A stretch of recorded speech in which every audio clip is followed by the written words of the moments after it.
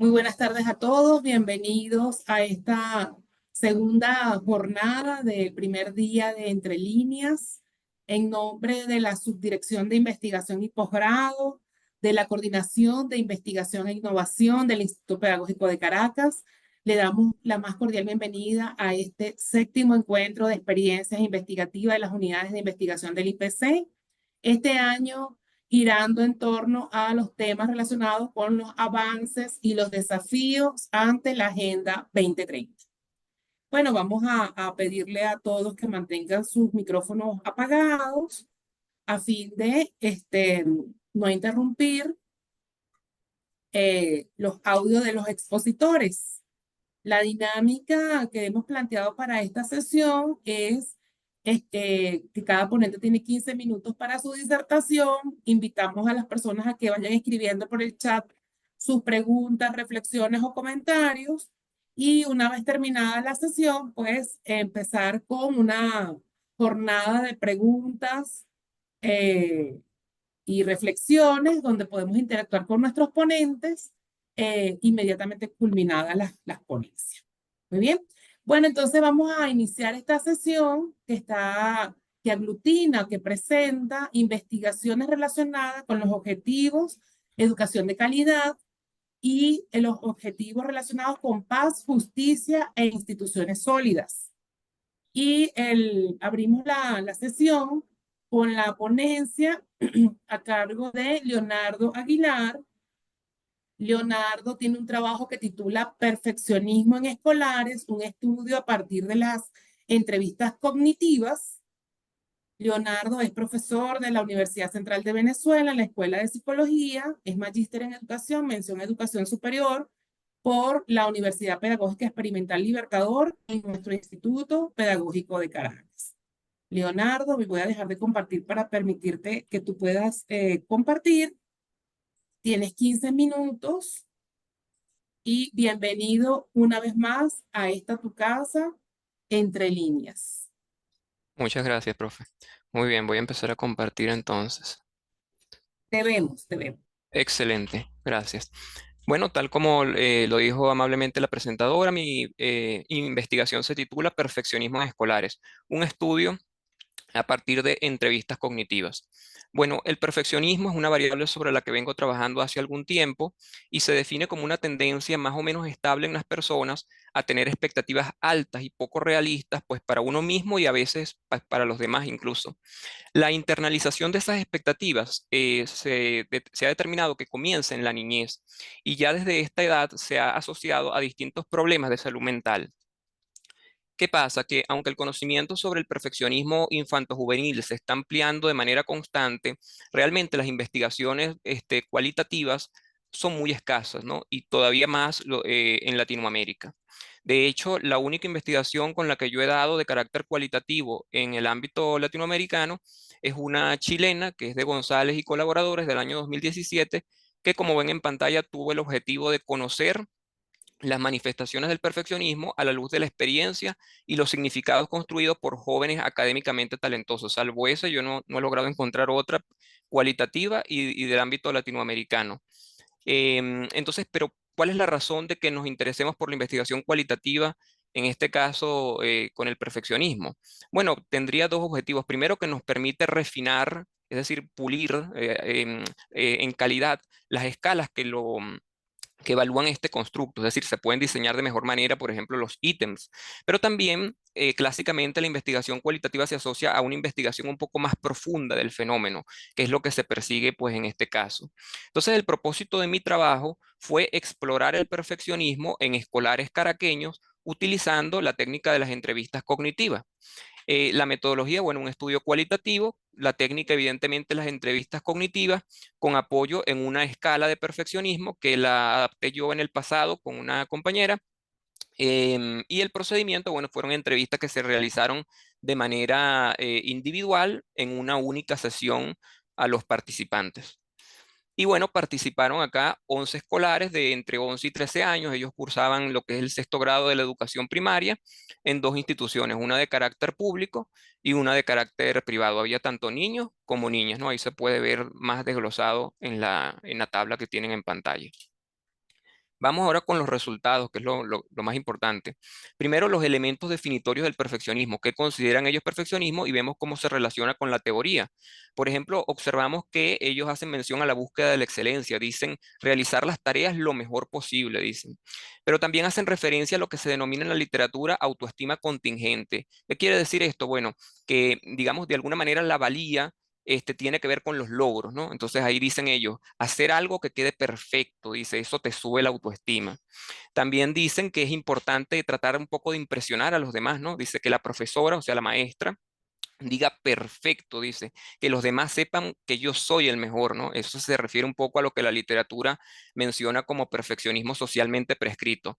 Y tenemos en último lugar la preocupación por los errores. Dice, todo me debe salir perfecto, dijo uno de los participantes, que no me equivoque en nada, ¿no? Hace referencia a esa dimensión del perfeccionismo.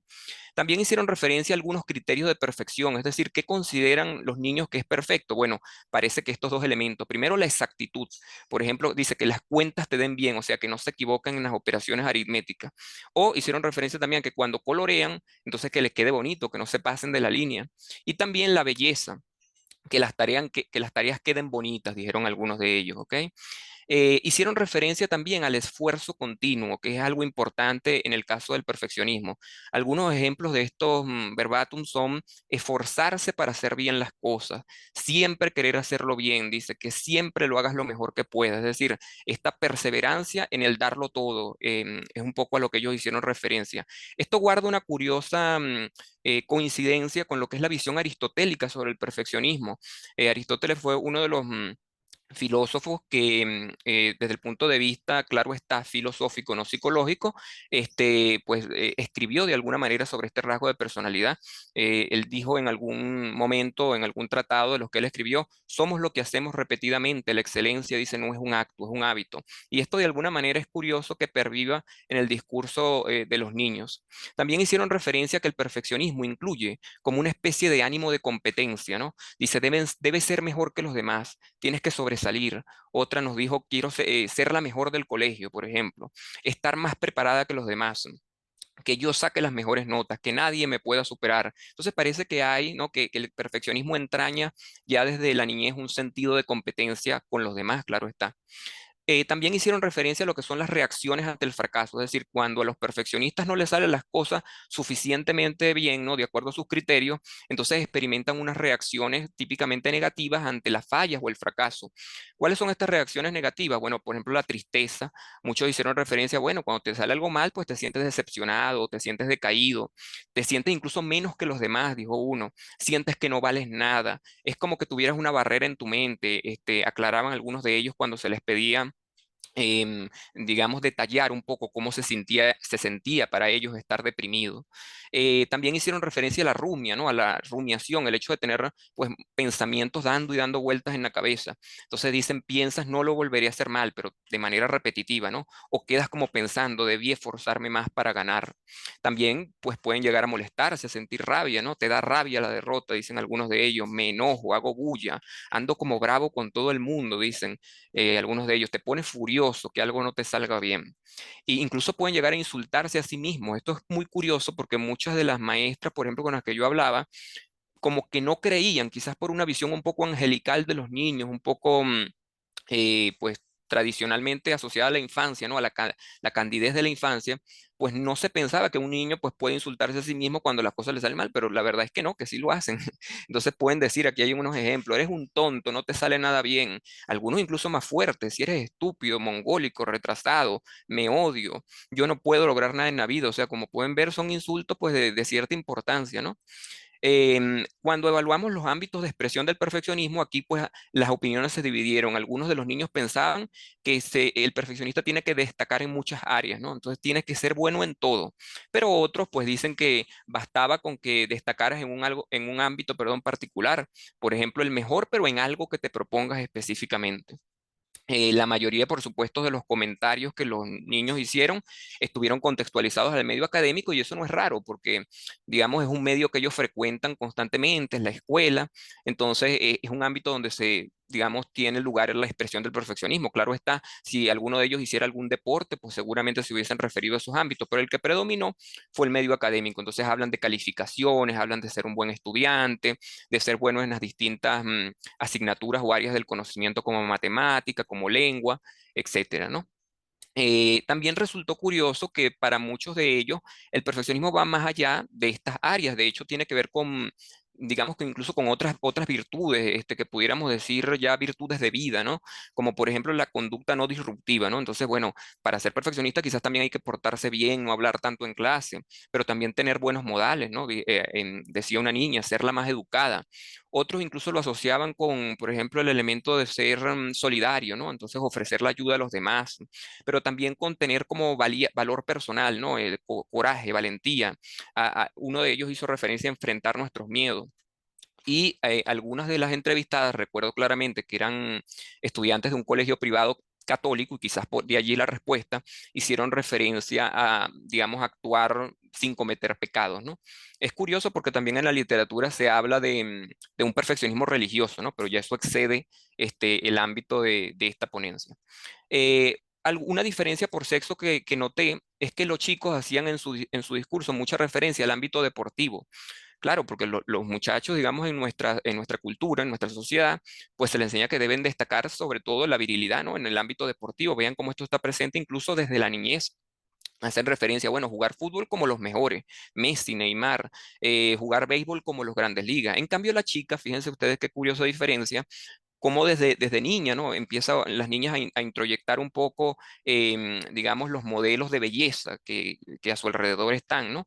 Entonces, muchos de los insultos que ellas se pueden decir tienen que ver también con la estética, ¿no? Si, pensar que eres fea, que te vistes mal, ¿no? El perfeccionismo para ellas no solo tiene que ver con lo académico, sino también ya cómo te ves. Te dices que eres fea, dice una de ellas, gorda, enana, cachetona, ¿no? Entonces, en todo caso, cosas que ya desde la niñez se plantean como que no son muy positivas, ¿no? De acuerdo a la mirada que ellos le dan. Entonces, bueno, ya para cerrar algunas líneas futuras, porque esto es como una línea personal de investigación en la que ando desde hace un tiempo. Bueno, pues profundizar en las experiencias de los escolares perfeccionistas. Recuerden que estos niños no eran perfeccionistas. Yo les pregunté a niños comunes y corrientes cómo será eso del perfeccionismo, ¿no? Pero lo mejor sería pues determinar cuáles son perfeccionistas mediante alguna escala de medición y luego pues interrogarlos, conocer sus experiencias más a fondo.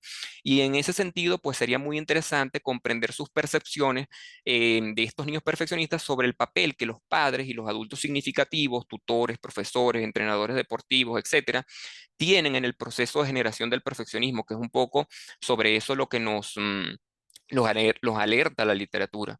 Entonces, bueno, esta ha sido mi ponencia, es una investigación pues muy sencilla, como han visto, pero sobre la que tengo un tiempo montado y aplicado, pues para intentar producir conocimiento sobre este rasgo de la personalidad.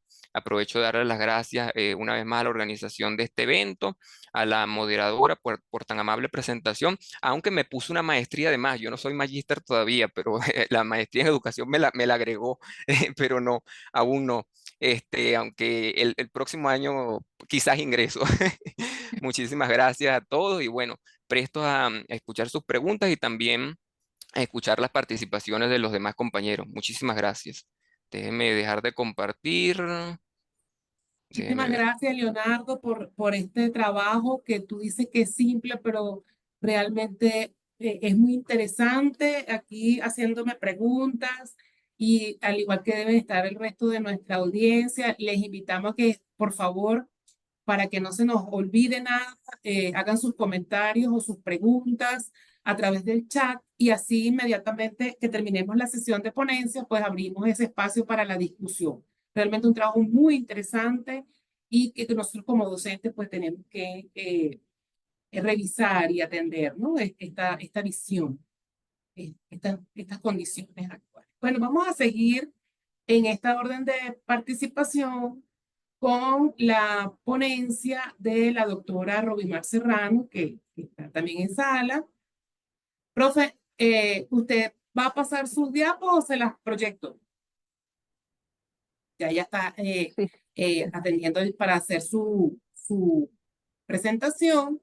Mientras tanto, entonces yo la voy a presentar a la comunidad que no la conoce. La profesora Robimar Serrano nos trae un trabajo que ella ha denominado Herramientas innovadoras en la educación universitaria de asistentes virtuales y microaprendizajes. La profe Robimar es profesora jubilada de la Universidad Pedagógica Experimental Libertadora en el Instituto Pedagógico de Caracas, donde se desempeñaba al momento de su jubilación como jefe del Departamento de Tecnología Educativa. Es doctora en Cultura y Arte para América Latina y el Caribe y se encuentra adscrita como investigadora al Centro de Investigaciones y Desarrollo Tecnológico en Educación, doctor Mario Schurer, SITTEM, que es con el que está representando en esta jornada. Bienvenida, profe. Le reitero, tiene 15 minutos y la audiencia es toda suya. Bueno, muchas gracias a toda la institución pues que se ha dedicado a continuar con este trabajo tan interesante que tiene que ver con la promoción, la divulgación de estas investigaciones científicas, ¿no? Que para nada que ver con, aunque son sencillas, porque imagínate todo lo que está haciendo Leonardo y todo lo que le falta por hacer en el mundo de científico en el cual está inmerso. Bueno, agradecida también por la oportunidad de presentar esta investigación que formó parte de mi trabajo de ascenso a la categoría de titular y bueno, a todos los miembros participantes que se encuentran el día de hoy en la sala. Esta investigación tiene que ver con, la he titulado Herramientas innovadoras en la educación universitaria, asistentes virtuales y microaprendizaje. Un poco está enmarcado dentro del objetivo de desarrollo sustentable de la educación de calidad, que busca mejorar pues ese acceso a recursos educativos de calidad y personalizados. Nos planteamos eh, esta disertación, bueno, que va desde qué es eso de asistentes virtuales, lo que tiene que ver con la inteligencia artificial, hasta el reto de construir un chatbot educativo y, bueno, ponerlo a la disposición de la comunidad estudiantil universitaria. Nuestra pregunta macro de la investigación fue cómo pueden ser diseñadas e integradas efectivamente esos asistentes virtuales este, que tuvieran como ese aporte del microaprendizaje en la educación universitaria, considerando características, funcionalidades, beneficios, desafíos, posibles áreas de investigación futura. Nuestro objetivo general fue desarrollar un asistente virtual que apoyara la enseñanza de esos elementos de comunicación e incorporara los principios del microaprendizaje.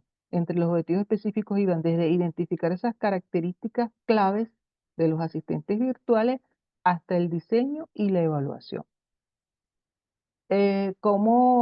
Bueno, para poder hablar de eso de asistentes virtuales, hay que ir a lo que una de las génesis de la inteligencia artificial y bueno, investigando encontré que esa tuvo su raíz en descifrar esos códigos en la Segunda Guerra Mundial, porque ellos tenían una máquina que aquí la ven, que era capaz de convertir el texto en unos números y letras irreconocibles.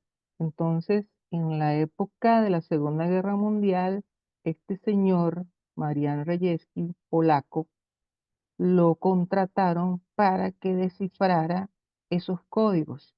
El producto de su investigación, eso se trabajaba en base a la criptografía, el producto de esa investigación lo tomaron los estadounidenses a la cabeza de Alan Turing y bueno, fue lo que desarrolló a continuación las redes neuronales y todo esto. Entonces, entre algunos hitos importantes para la inteligencia artificial está ese trabajo de Alan Turing que fue recogido de lo que hicieron los polacos.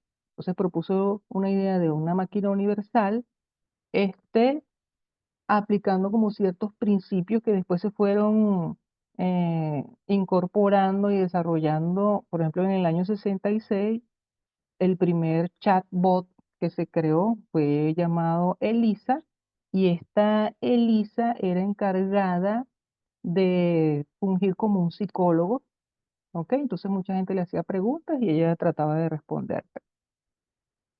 A partir de ahí se empezaron a profundizar otros estudios que terminaron en el año 2020 con el lanzamiento de ChatGPT 3, ¿verdad? Y en el año 21, como todo lo bueno siempre tiene un lado malo, entonces empezaron también a generarse los deepfakes, ¿verdad? Aprovechando ese aprendizaje profundo. Entonces empezaron a manipularse audios, textos, videos, etcétera. Entonces hay que también considerar algunos aspectos éticos.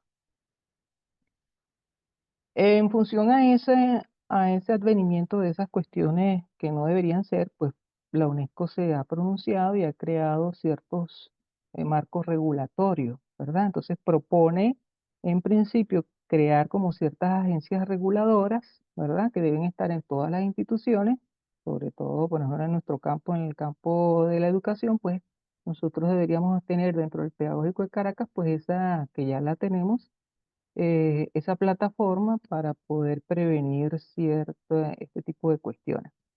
Eh, donde se emplee la inteligencia artificial, pero de una forma que no debería ser. Eh, ok, vamos a seguir aquí a la siguiente.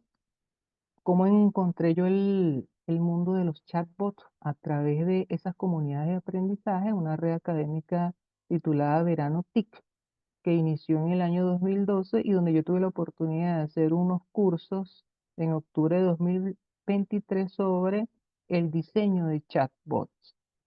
Ellos planteaban dentro de ese panorama unos chatbots que iban desde el nivel bajo hasta el nivel alto. ¿Cuáles son ese chatbot del nivel bajo? Chatbots que son basados en menús y botones. Ese fue el que yo aprendí en esa oportunidad. Posteriormente eso se van a ir, están evolucionando hasta los que tenemos ahorita, que es el chat cognitivo, que es el que conocemos como el chat GPT, Gemini y otros. Bueno, aquí tenemos ese universo de ChatGPT desde los chats que utilizan el audio, como el Alexa, el Google, o entre otros, aunque muchas de estas herramientas ya tienen incorporada lo del audio, hasta algunos chatbots que tenemos en Venezuela que los utilizan muchas empresas, por lo menos los bancos, las telefonías, etcétera. En cuanto a esa dimensión ética, pues por supuesto que ahorita tenemos que prestar mucha atención a lo que tiene que ver con la privacidad y seguridad de datos, porque muchas de estas inteligencias artificiales están empleando toda esa información que nosotros estamos recabando, pues a lo mejor con otros fines. Entonces hay muchas organizaciones que están con la lupa puesta para que esa información que es sensible no sea vendida a otras organizaciones. Eh, por supuesto que hay muchos chatbots que pudieran ir hacia un sesgo o a una discriminación de determinadas palabras, determinado grupo étnico. Ya se han hecho en algunos chatbots del pasado, se ha visto que han generado como un sesgo que no debería. Por ejemplo, hay un estudio en China, están utilizando la inteligencia artificial para ver en los estudiantes, según el rostro, identificar cuáles son esos estudiantes que van hacia, como la investigación de Leonardo, a la perfección, y entonces esos estudiantes los llevan a mejores escuelas, y aquellos estudiantes que no tengan como un rostro simétrico, etcétera, entonces esos son como personas de segunda. Entonces, eso están ahorita un grupo de personas tratando de que la inteligencia no sea la que tome decisiones en ese sentido. Por supuesto que también hay discusiones en cuanto al impacto en el empleo, ¿verdad? Porque hay unos empleos que ya están dejando de hacerse, por ejemplo, la revisión de tesis, los aspectos ortográficos, etcétera, pues ya eso lo hace la inteligencia artificial, entonces ya hay una cantidad de empleos que van y lo que tiene que ver también con atención a usuarios, ya eso lo hace una inteligencia artificial. Y bueno, lo que tiene que ver también con la integridad académica, porque hay muchas personas que pudieran no utilizar correctamente el apoyo de las inteligencias artificiales. Ahora, ¿cómo asocio yo esto con el aprendizaje, el microaprendizaje? Recientemente, como muy bien nosotros lo sabemos, las personas ahora tienen menos tiempo de ver cosas, de hacer cosas, todo es una inmediatez. Eh, Desde el año 2005 se llevó a cabo la primera conferencia sobre microaprendizaje en Austria y habla de que esta es una tendencia que hay en las organizaciones empresariales para formar a la gente de una manera rápida. Entonces, crear, ¿qué significa esto? Crear microcápsulas de aprendizaje para que la gente pueda aprovecharse de ello. Y bueno, como nuestro campo en el Departamento de Tecnología Educativa tiene que ver con cómo nosotros podemos aprovechar contenidos y hacerlo de la mejor manera, pues a través de lo que nosotros tenemos como el diseño instruccional. En este caso, para los chatbots, bueno, analizar cuáles son esas necesidades, establecer objetivos, seleccionar el contenido, diseñar actividades en función de la herramienta que nosotros vamos a utilizar y la implementación y la evaluación de esto. En cuanto a lo metodológico, bueno, utilizamos un método cual y cuantitativo porque queríamos en principio ver qué tanto conocían de la herramienta, tenían experiencia y luego utilizamos unos aspectos cualitativos.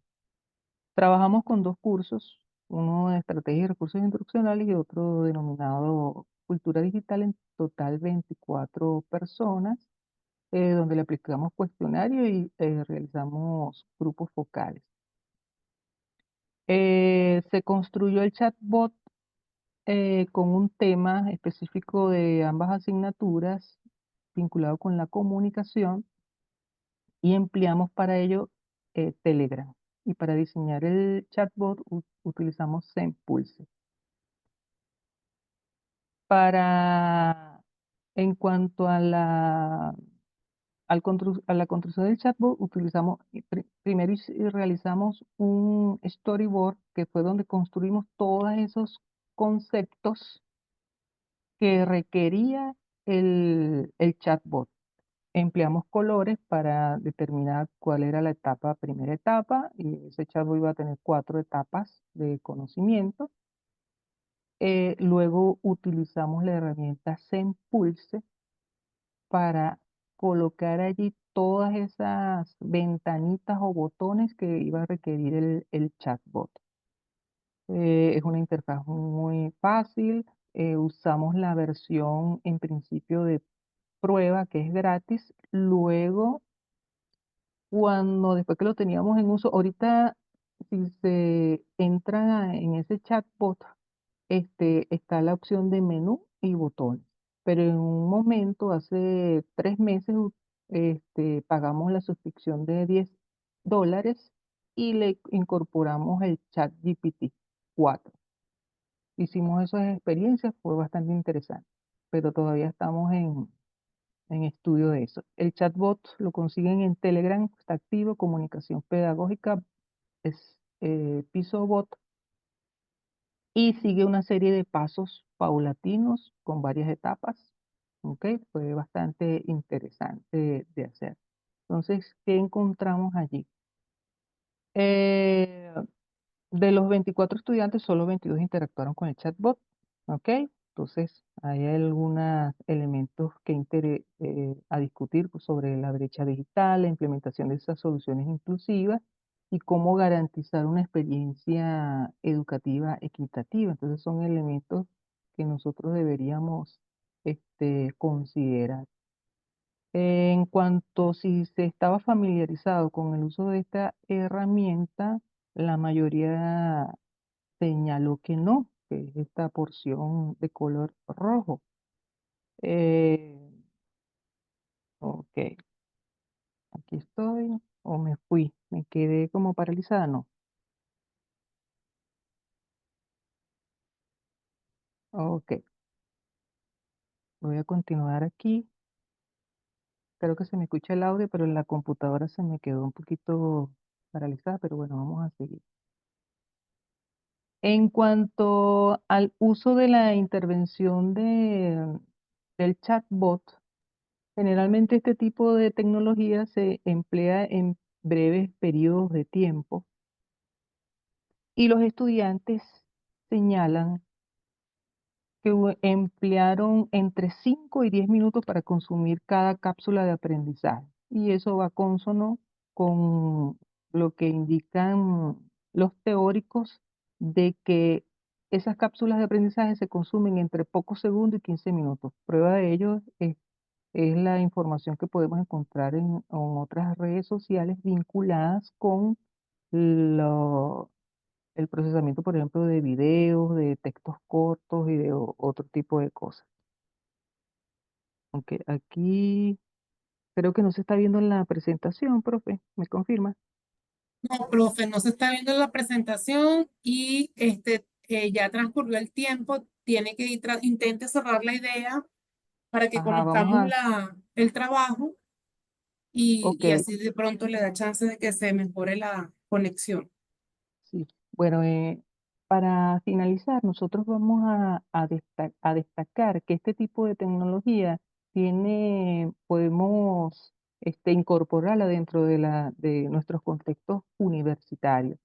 Eh, pero hay que considerar lo siguiente: proporcionar capacitación adecuada tanto para estudiantes para docentes. Este tipo de tecnologías va a requerir de esfuerzos significativos en el diseño y programación. Es necesario implementar medidas para proteger la información de los usuarios cumpliendo todas las regulaciones legales, y hay que considerar una evaluación efectiva de impacto para su aplicación dentro de los contextos educativos y esa aceptación que pueda tener dentro de la comunidad universitaria. Muchas gracias. Gracias a ti, Robimar, por la presentación. Realmente este es un trabajo muy interesante. Yo tuve la oportunidad de ver la presentación en vivo. Eh, Realmente, bueno, quedamos con las ganas de tener un chatbot que ojalá se pueda materializar para la subdirección de investigación y posgrado, porque es maravilloso lo que se puede hacer, ¿no? A nivel comunicacional y de acercamiento y de trabajo. Bueno, les recuerdo entonces a nuestra audiencia que pueden ir escribiendo sus mensajes, sus preguntas, inquietudes, contacto con los ponentes, mientras hacemos el desarrollo de las participaciones para luego abrir el espacio para la conversación. Muchísimas gracias, profe. Vamos entonces a invitar al profesor René Delgado, que también ya está en sala, para que pueda hacer su ponencia. El profesor René Delgado nos presenta un trabajo que ha titulado Evaluación para el aprendizaje en la educación a distancia, el desarrollo de competencias en escenarios tecnológicos universitarios, muy relacionado con lo que veníamos escuchando anteriormente. El profesor René Delgado es profesor jubilado del Instituto Pedagógico de Miranda, José Manuel Ciso Martínez, es doctor en educación del Instituto Pedagógico de Caracas y es investigador activo del Centro de Investigaciones Educativas CIE en la línea Laboratorio Socioeducativo. Además, es profesor del doctorado de educación.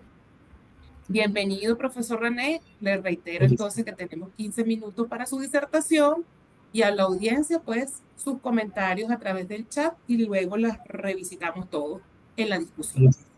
Muchísimas gracias por la presentación y por la invitación que me hicieron a participar en esta actividad académica tan importante para nuestra universidad. Quisiera saber si la lámina se está proyectando, por favor. Sí, profe, la vemos. Muy bien, entonces la disertación que les presento hoy tiene que ver con la evaluación para el aprendizaje en la educación a distancia, el desarrollo de competencias en escenarios tecnológicos universitarios.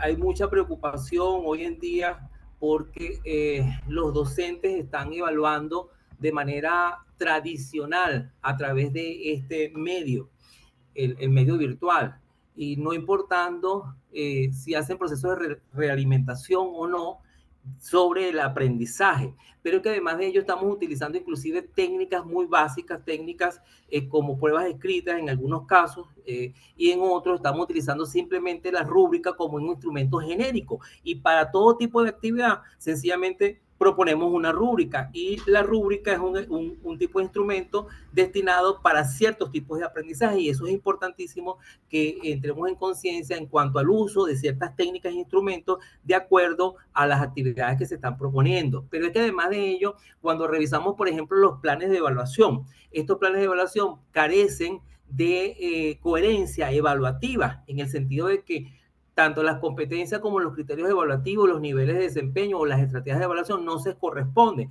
Y más aún, el problema radica en que ni las técnicas, ni los instrumentos, ni las actividades de evaluación tampoco se corresponden. Entonces, eso nos llama poderosamente la atención, porque pareciera que esta tendencia de evaluar el aprendizaje a través de la educación a distancia sigue siendo una copia fiel de los procesos que estábamos viviendo anteriormente. Además de ello, la validez y la legitimidad de los resultados obtenidos de esa práctica evaluativa realmente se pone en entredicho, pues hay mucha dificultad para registrar los indicadores. Amén de que estamos utilizando simplemente una evaluación sumativa tendente a la certificación. En este sentido, estamos proponiendo desde nuestra universidad y otras universidades a nivel mundial la evaluación para el aprendizaje, no del aprendizaje, no, sino para el aprendizaje. En otros países se ha llamado evaluación formativa, evaluación orientada para el aprendizaje, evaluación auténtica, evaluación como aprendizaje y empoderamiento, en fin, existen diferentes tipos de definiciones, pero al final tenemos dos características principales que se están trabajando. Una de ellas tiene que ver con la mejora continua de los procesos de aprendizaje, y la otra tiene que ver con la reorientación de los procesos de enseñanza. O sea, que no solamente la evaluación para el aprendizaje sirve para el estudiante para ver cómo está su progreso en el alcance de esas o en el desarrollo de esas competencias, sino que también le permite al profesor ver cómo está su proceso de enseñanza y está llevando la práctica evaluativa. Es un ruido de fondo, por favor. Muchísimas gracias. Ese tipo de evaluación representa un proceso esencial de la formación, una formación que es mediada a través de una interacción entre el docente, el aprendiz y la tecnología. Y en este caso, lo importante es que podamos nosotros reflexionar de manera consciente para poder emitir juicios de valor y tomar decisiones con respecto a la promoción y a la potenciación del desarrollo de competencias que sean útiles y deseables. En este sentido, nosotros podemos ver que, o definir, mejor dicho, que la evaluación tiene que ver con ese proceso de observación del desempeño del estudiante para valorar el desarrollo de la competencia. Pero recuerden entonces que ese desempeño es un actuar con propósito. Por lo tanto, las competencias se alcanzan en el ejercicio de la actividad, y de allí es importantísimo entonces que tomamos como referente la actividad como una unidad funcional, una unidad orgánica que le permite al docente la observación del desempeño para poder valorar el desarrollo de dicha competencia. Pero es que además de ello, cuando nosotros planteamos actividades, digamos, vinculadas con las competencias, lo que esperamos de el estudiante no es una copia del ejercicio o una copia de la actividad, sino que él debe reproducir o producir, mejor dicho, una respuesta que sea adaptada a la situación compleja que le está colocando el docente en este caso, ¿sí? Eso significa que, por un lado, el aprendizaje debe ser entendido como un instrumento que está al servicio de la competencia, tal como lo señala Goñi en el 2017, para que a partir del desarrollo de esa competencia pudiéramos nosotros observar la actuación del estudiante en diferentes escenarios. Es decir, que esa competencia no solamente le sirve en un escenario en específico o con una actividad en específico o en función de algún tipo de rol en específico, sino que es una actuación ética, una actuación competente, una actuación integral. El desempeño debe entonces manifestarse en la aplicabilidad del aprendizaje que se logra a partir de la competencia que nosotros estamos enunciando. Por eso es que es importantísimo ponernos de acuerdo con respecto a los criterios de evaluación. ¿Qué criterios vamos a evaluar desde el punto de vista del departamento, de la cátedra o del área del conocimiento o del subprograma o programa que estamos nosotros trabajando como docentes? Por otra parte, cuando nosotros hablamos de la evaluación para el aprendizaje, hacemos énfasis en varias cosas que son muy importantes. Una de ellas tiene que ver entonces la relación entre el aprendizaje y la tecnología, y una tecnología que permita la contextualización de los procesos del aprendizaje de tal manera de que el estudiante pueda generar un aprendizaje más personalizado y más efectivo, pero que además de ello le pueda contribuir a un aprendizaje expansivo, porque venimos un aprendizaje adaptado a los intereses, a las necesidades, a los estilos de aprendizaje, pero que además ese aprendizaje lo conlleva, lo conduzca a un aprendizaje más expansivo.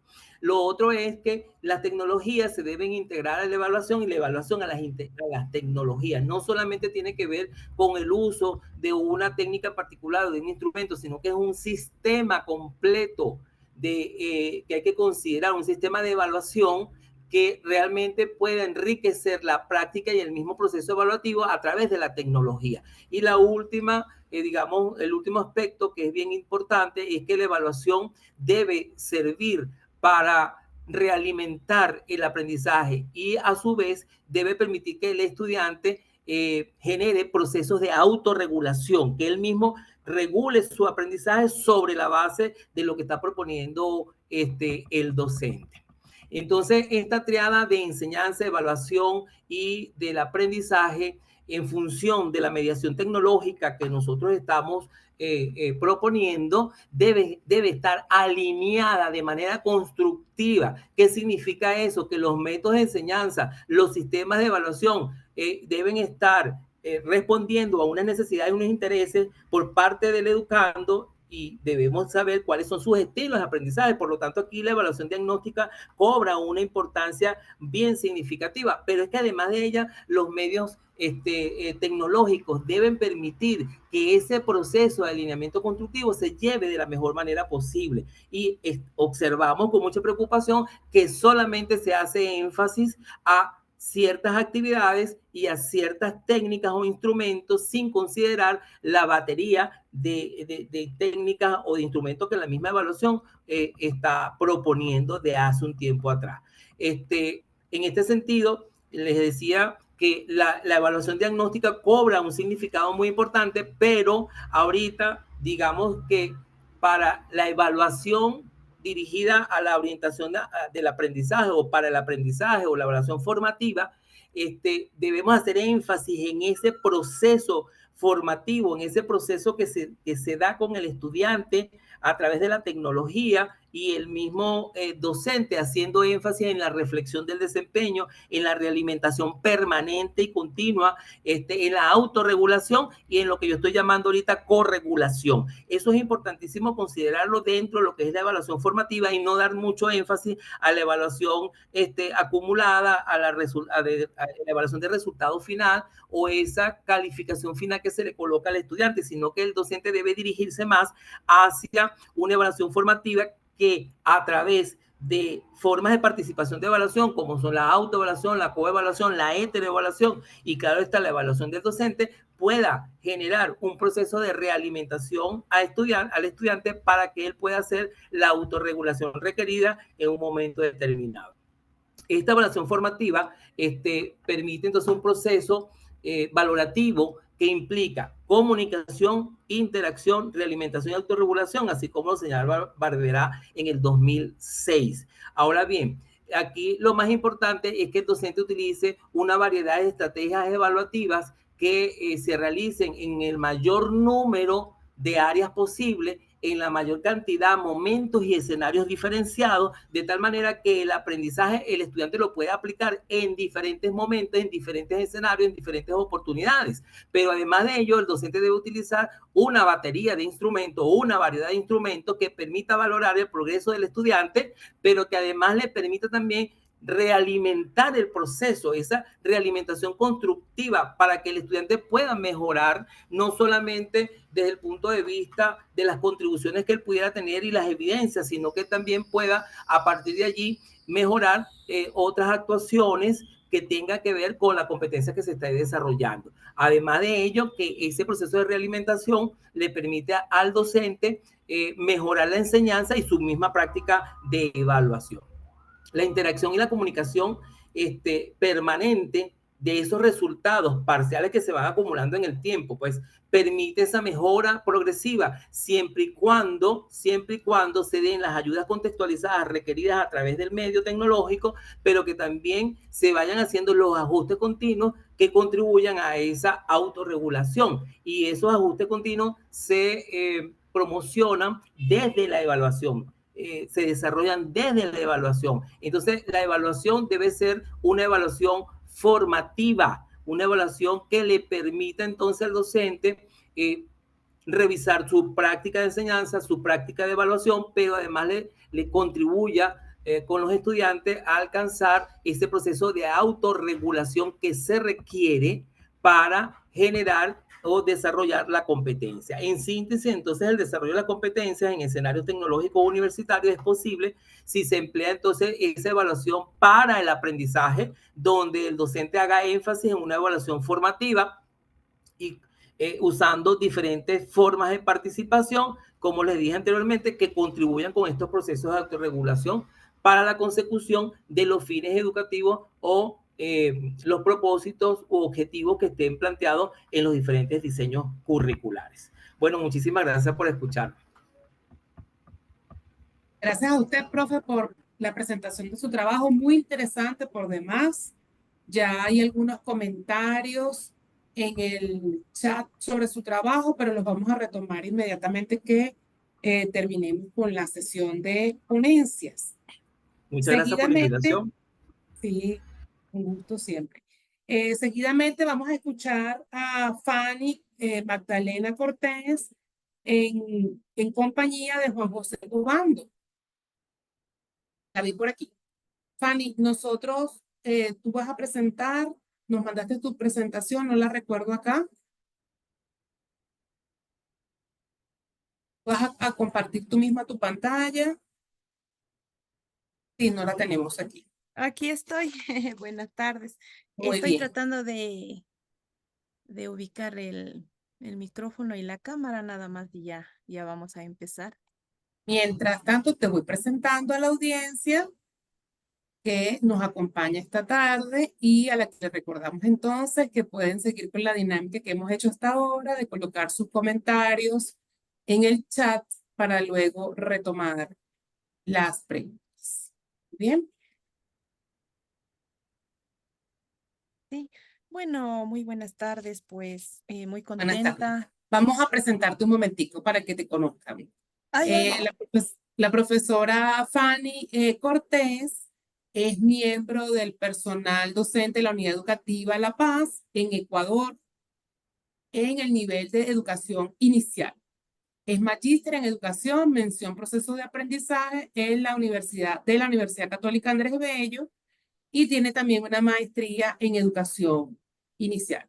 La acompaña en este trabajo de investigación el profesor Juan José Obando, miembro de la comunidad del Instituto Pedagógico de Caracas, adscrito al Departamento de Tecnología Educativa, coordinador de la Maestría de Desarrollo Tecnológico del Instituto Pedagógico de Caracas.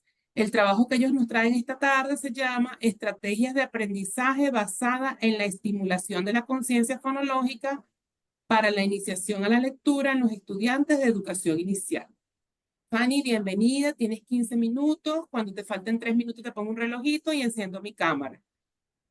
Ahora sí, toda tuya la audiencia. muy contenta, pues muy buenas tardes. Con todos estoy muy contenta de compartir en este encuentro de experiencias de investigación de las unidades de investigación del IPC. Muy contenta pues de presentarles esta investigación que va enfocada a los niños de 4 a 5 años. Las estrategias de aprendizaje basadas en la estimulación de la conciencia fonológica para la iniciación a la lectura de los estudiantes de educación inicial. El objetivo de la investigación es valorar la aplicación de estrategias de aprendizaje basadas en la estimulación de la conciencia fonológica para la iniciación a la lectura en los estudiantes de educación inicial. Los objetivos específicos, pues aquí podemos evidenciar, es identificar el nivel de la conciencia fonológica en el que se encuentran los estudiantes de educación inicial. Aplicaremos estrategias de aprendizaje basadas en la estimulación de la conciencia fonológica para la iniciación a la lectura en los estudiantes de educación inicial. Analizaremos los resultados de la aplicación de las estrategias de aprendizaje basadas en la estimulación de la conciencia fonológica para la iniciación a la lectura en los estudiantes de educación inicial. La metodología que se aplicó en esta investigación se aborda desde los paradigmas positivistas de Ricoeur en el 2006, en el cual se insertan las ciencias exactas y caracterizan por ser cuantitativo, analítico y científico. El enfoque cuantitativo de Hernández, Fernández y Batista en el 2014 utiliza la recolección de datos para probar hipótesis con bases en la medición numérica y en el análisis estadístico. Un diseño de tipo de investigación, pues aquí podemos escucharlo y observar, pues es un diseño experimental según Paella y Martins en el 2012. El tipo experimental con un uso de pretest y posttest en un solo grupo. Este diseño experimental se lo tomó de la referencia de Paella y Martins en el 2012. El nivel del campo de Paella y de Martins en el 2012 nos dice pues de que en este caso se le aplicó el pretest al grupo de niños y niñas. Posteriormente se les aplicó el tratamiento que consistió en estrategias de aprendizaje basadas en la estimulación de la conciencia fonológica para la iniciación a la lectura. Posteriormente, a la aplicación de este tratamiento, se procedió a la nueva medición a través de un posttest. El resultado develó el cambio ocurrido en la iniciación de la lectura desde el pretest hasta el posttest. La población estuvo conformada en un grupo de educación inicial de la Unidad Educativa La Paz en Ecuador. Fue de 32 estudiantes entre 4 y 4 años 11 meses de edad, a cargo pues de mi persona. Por eso fue fácil evidenciar la falencia que existía para poderla solventar y solucionar. Por lo que fue más fácil el acceso para trabajar con ellos y solicitar la autorización primeramente a sus padres mediante un consentimiento informado comunicado antes de la aplicación de los test y las estrategias de aprendizaje.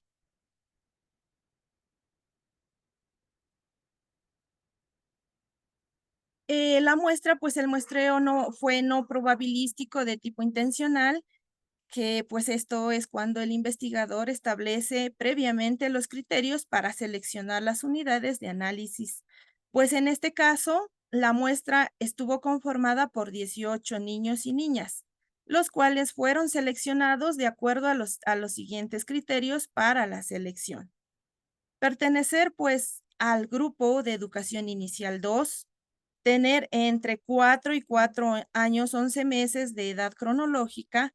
La selección de estas edades obedece a que la prueba de evaluación de la conciencia fonológica PETSCO, elaborada por Varela y Barbieri en el 2015, considera los siguientes rangos de desempeño de acuerdo a las siguientes edades: de 4 años a 4 años 11 meses, de 5 a 5 años 11 meses, de 6 a 6 años 11 meses y de 7 a 7 años 11 meses, por lo que se trabajó solo con la primera edad y con niños sin alteraciones auditivas, visuales o interculturales.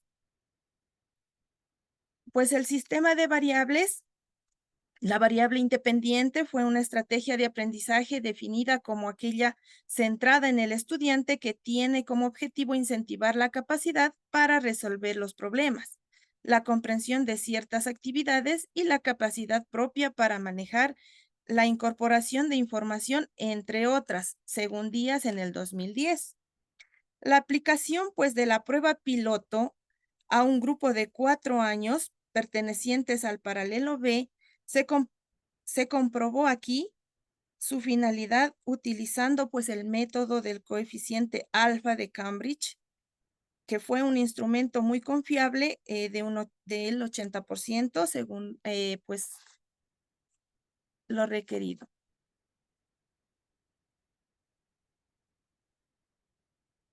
Los resultados obtenidos aquí, pues podemos observar de que los rangos de desempeño con los cuales evaluaron los resultados fueron normal entre el percentil de 25 y 75 o más, el riesgo entre el percentil 10 y 25 y un déficit bajo en el percentil 10. Los puntajes totales y, de las subpruebas del test se clasifican dentro del percentil de acuerdo a la edad correspondiente para la edad de 4 a 4 años y 11 meses, que es la edad que tienen los niños de la muestra. Pues como autora indico que los siguientes percentiles de desempeño en cada dimensión fueron muy significativos. Es por eso que puedo discutir pues de que la dimensión de la conciencia fonológica en la prueba del nivel de déficit, de riesgo y normal, según la intervención, pues la postprueba del nivel de riesgo fue entre riesgo y normal. Según Varela, pues y Barbier en el 2015 argumentan que la importancia de la habilidad de la conciencia fonológica es que es el predictor más importante del aprendizaje de la lectoescritura, en especial en el de codificación durante la etapa de la lectura inicial.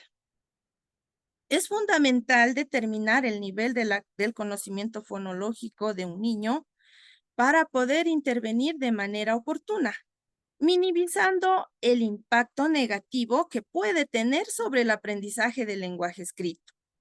En este sentido, quedó en evidencia que la aplicación de las estrategias a los estudiantes mejoraron el nivel de la conciencia fonémica, lo que ayudará al proceso lector del grupo a futuro.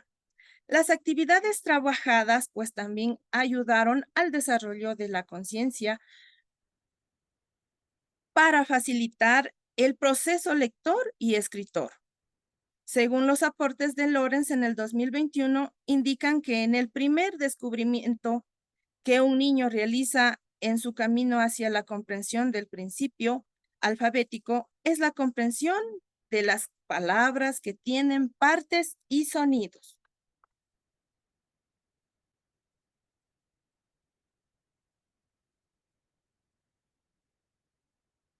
En la dimensión de la conciencia silábica, pues el nivel de riesgo, el déficit y el normal, pues según la intervención, después de la postprueba, el nivel de riesgo y normal, pues demuestran de que ninguno obtuvo déficit, es decir, mejoraron los resultados del cuestionario aplicado en la prueba.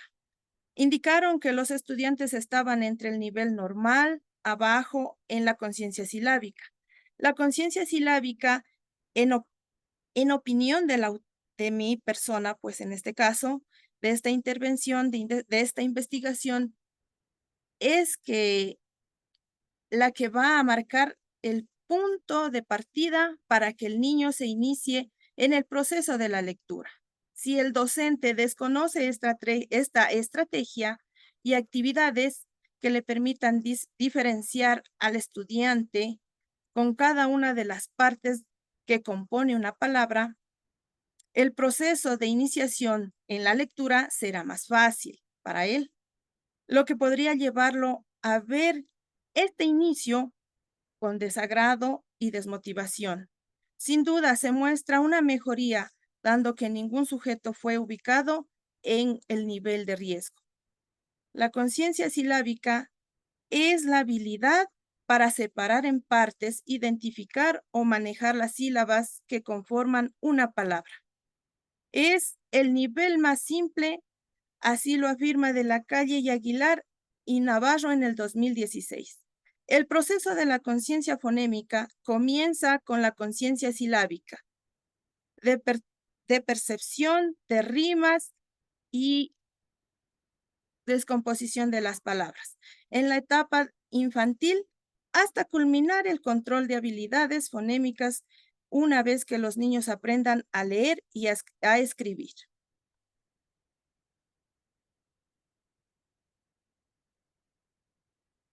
En conclusión, se establece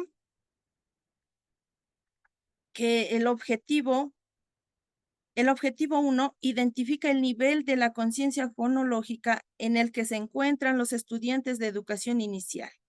Se establece que tanto la conciencia silábica como la conciencia fonética, los alumnos obtuvieron niveles deficientes, de riesgo y normal, de acuerdo al rango de la edad en la que están ubicados, de acuerdo a la prueba PEPFO.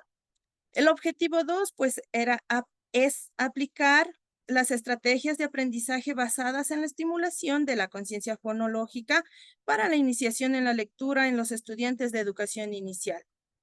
Se aplicaron en un 100% las estrategias planificadas para estimular la conciencia fonológica. En su mayoría, los niños asistieron a todas las sesiones, con algunas excepciones dadas por la inasistencia debido a las situaciones de salud. El objetivo 3, pues analizamos los resultados de la aplicación de las estrategias del aprendizaje basadas en la estimulación de la conciencia fonológica para la iniciación a la lectura en los estudiantes de educación inicial. Se concluye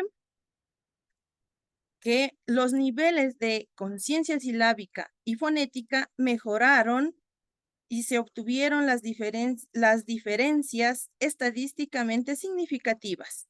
Ningún niño fue ubicado en el percentil deficiente. También, pues, hacemos algunas recomendaciones porque es importante y necesario en esta etapa lograr que los niños y niñas, pues, logren alcanzar esta conciencia fonológica, ¿no? A los docentes, pues, se les solicita y se les recomienda incluir en sus planes de trabajo actividades como la conciencia silábica y fonémica de los primeros días del inicio del año escolar. Diseñar actividades lúdicas, llamativas y atractivas para los niños y niñas, las cuales deben ser variadas, invitándolos a pensar, a crear y construir sus conocimientos en cuanto a la lectura y la escritura. Y así pues evitar la monotonía de las actividades para la conciencia fonológica. Involucrar a los niños en el trabajo de la estimulación, realizar intercambios de experiencias con los colegas. Esta práctica permitirá pues un aprendizaje y nuevas ideas de trabajo en la estimulación de la conciencia fonológica. Convocar también a los padres de familia para que participen de actividades de estimulación. Así ellos imitarán en sus cosas y ayudarán a los estudiantes. También diseñar jornadas de estimulación de la conciencia fonológica para la iniciación de la lectura. A los padres de familia también reforzar la conciencia fonológica en casa con las actividades del día a día que puedan ser divertidas para ellos.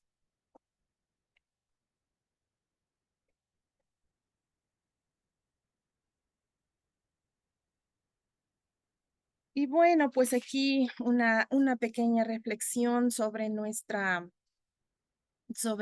investigación, pues es de suma importancia tratar de lograr y llegar a desarrollar esta conciencia fonológica a edades tempranas, ¿no?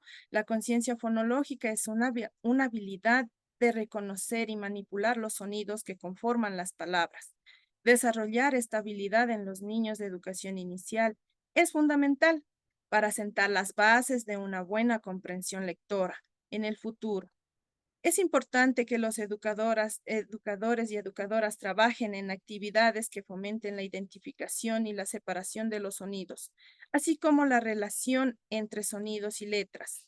De esta manera se estará contribuyendo al desarrollo de las habilidades lingüísticas esenciales para el éxito académico y personal de los niños y niñas.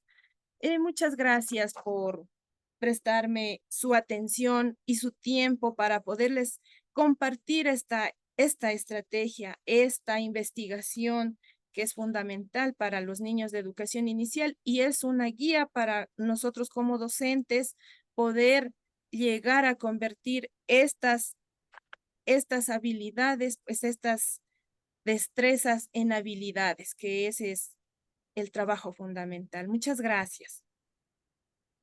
Muchas gracias, Fanny, por tu participación, la presentación de este trabajo muy interesante. Deja mucho para la reflexión. Agradecemos entonces a los participantes en la sala que puedan dejar sus comentarios o sus reflexiones o sus preguntas en el chat mientras terminamos la jornada de presentación y luego retomamos todos esos planteamientos para la conversación con nuestros ponentes.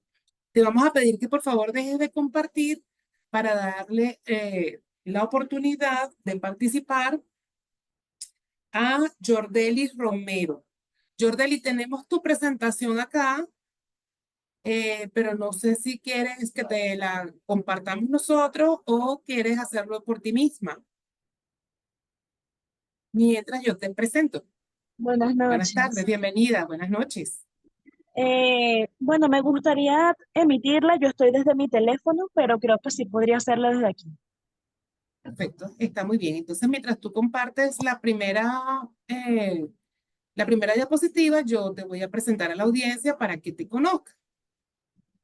Jordelis Romero nos trae un trabajo que ha titulado El lenguaje matemático como una instancia significativa en el proceso de la enseñanza-aprendizaje de una unidad curricular en el Colegio Técnico Francisco Fajardo. Jordelis es estudiante del programa de matemáticas de pregrado de nuestro Instituto Pedagógico de Caracas. Y ella con esta investigación está adscrita al Centro de Investigaciones de Matemática y Física, CIMAFI. Bienvenida, Jordelis.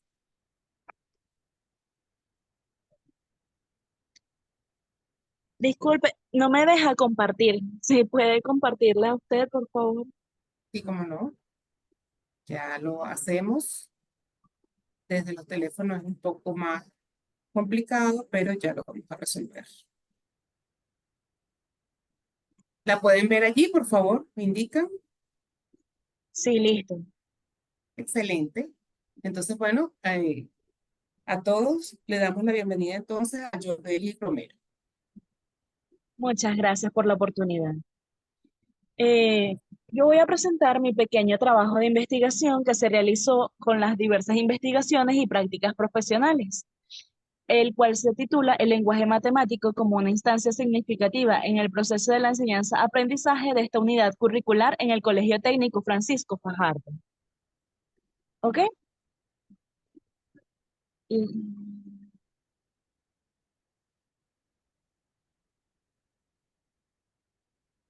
Para comenzar con nuestro trabajo, tenemos unas citas que reflejan mucho la realidad en las aulas.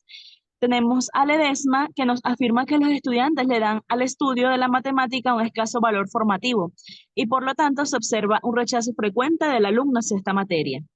Pero también tenemos a Pin, que desde 1990 destaca que uno de los errores más comunes en la actualidad radica en que los docentes no especializados en el área están impartiendo la materia, lo cual es sumamente importante, no que no ocurra, sino que haya una cierta formación para que esto pueda darse de mejor manera.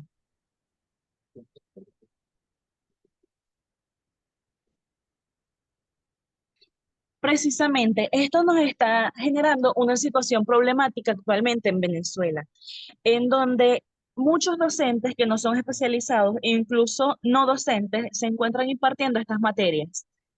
Y en algunas ocasiones utilizan conceptos erróneos que se encuentran omitiendo contenidos. Por ello es que se tiene una creencia falsa de que estos conocimientos no se utilizarán en sus vidas diarias y por eso no logran los estudiantes posteriormente expresarlos correctamente.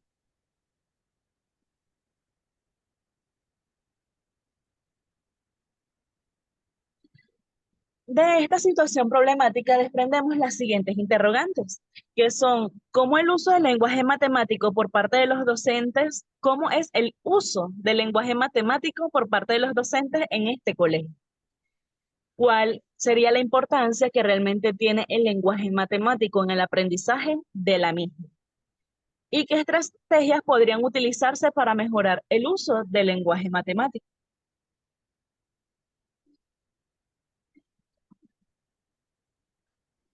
De allí, nuestro objetivo general, el cual involucra analizar la utilización del lenguaje matemático utilizando encuestas y observaciones que se dirigirán al docente para poder mejorar la calidad educativa del área de formación.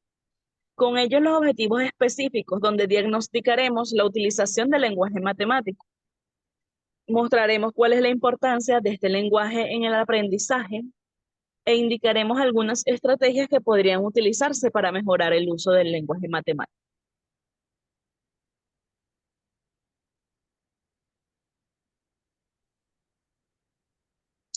Para ello tomamos algunos antecedentes. En principal con García, una investigación que llamó el lenguaje y comunicación en matemáticas, el cual fue una aproximación teórica de las matemáticas a los conceptos de lenguaje y comunicación. Este fue realizado en Colombia y su objetivo era relacionar los conceptos de lenguaje y comunicación con la enseñanza y aprendizaje. Luego tenemos a Zamorano en la práctica de la enseñanza de las matemáticas. Este fue hecho en Barcelona, España, cuyo objetivo era analizar las situaciones de contingencia y la incidencia del conocimiento matemático del profesor para el aula.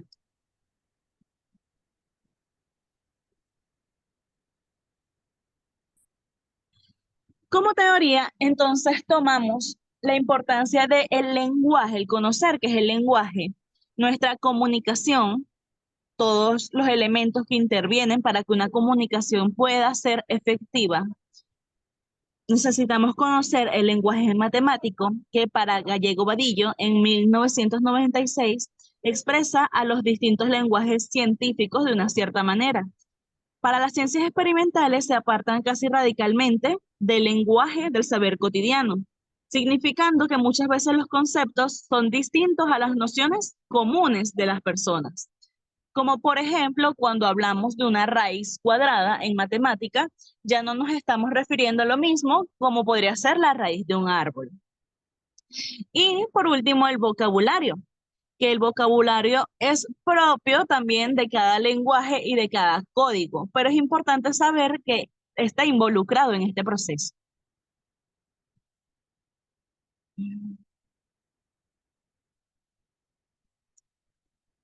La investigación se rige por un paradigma cuantitativo, un diseño no experimental de tipo de estudio descriptivo y una modalidad de investigación de campo, ya que estuvimos en el salón de clase.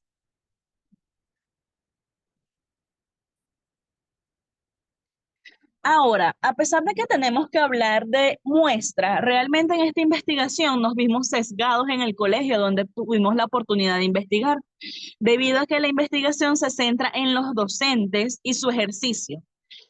Y muchos de los docentes no les gusta ser observados, ser estudiados. Sienten que es como un ataque hacia su ejercicio docente cuando no era la intención de esta investigación. A pesar de que aquí tomamos en realidad a 3 docentes, fueron los únicos que nos permitieron esa observación. Y estos 3 docentes se encontraban dando clases solamente a 4º año. Por ello, ellos son nuestra muestra en este momento.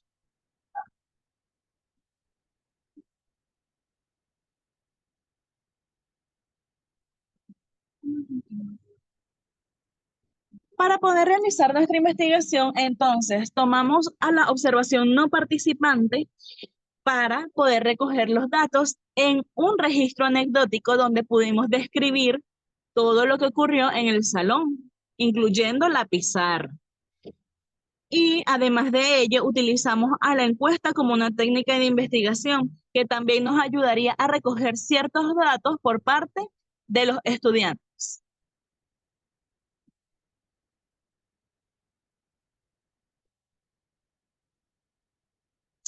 Ahora, este cuadro que vemos aquí nos explica qué ocurrió con los registros anecdóticos y los docentes que estuvimos observando.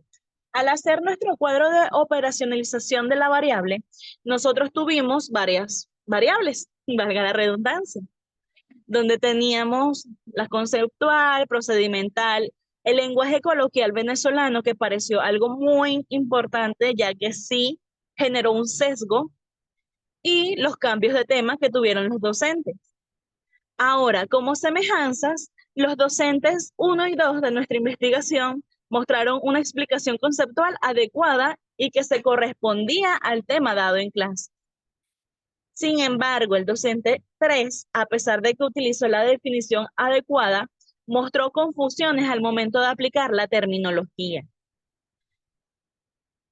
Más adelante, a nivel procedimental, tenemos que los docentes 1 y 2 explicaron correctamente, enfocándose en aclarar cualquier duda que pudiese surgir por parte de los estudiantes. Y el docente 3 mostró alguna confusión desde el primer momento para poder explicar el proceso, por lo cual los estudiantes también se confundieron. Como el lenguaje coloquial venezolano, los docentes 2 y 3 lo utilizaron constantemente en su transcurso de la clase. Y es natural porque es nuestro código en nuestro lenguaje. Y el docente 1, aunque no lo utilizó en ningún momento, se mostró totalmente formal. Y los docentes 2 y 3 cambiaron mucho de tema en las clases, algunos para liberar tensiones, otros simplemente sin ningún motivo. Y esto ocasionaba que el tema en clase quedara en el aire.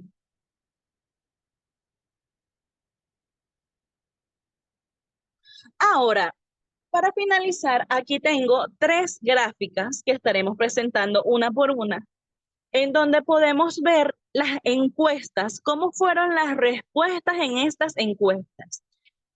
Hay que especificar que en las encuestas se realizaron preguntas escritas en lenguaje matemático, si bien no en forma numérica, para que ellos pudiesen escribirlos de esta forma y saber cuál era su análisis al respecto. Donde podemos ver que en telemática tenemos una gran cantidad de respuestas incorrectas. La barra amarilla me lo representa, la barra verde, las respuestas correctas, y las barras azules, disculpen, las barras azules fueron las incorrectas y las barras verdes, amarillas, fueron las sin respuesta. Entonces, en telemática tenemos una gran cantidad de sin respuestas. Siguiente, por favor. En electrónica fue uno de los que mejor pudieron responder con respecto al lenguaje matemático, ya que vemos una gran cantidad de barras verdes de respuestas correctas. Y por último, tenemos la siguiente diapositiva con construcción civil, en donde también vemos una disparidad allí de respuestas. Si bien algunas estuvieron muy buenas, entonces tenemos también a otras que no lo fueron tanto y podrían mejorar. ¿Qué nos dimos cuenta también en el transcurso de la investigación? Que los estudiantes que estuvieron con los cursos del docente 1 y docente 2, que eran especialistas en el área, tuvieron un mejor rendimiento, que fueron, vamos a la diapositiva anterior, por favor,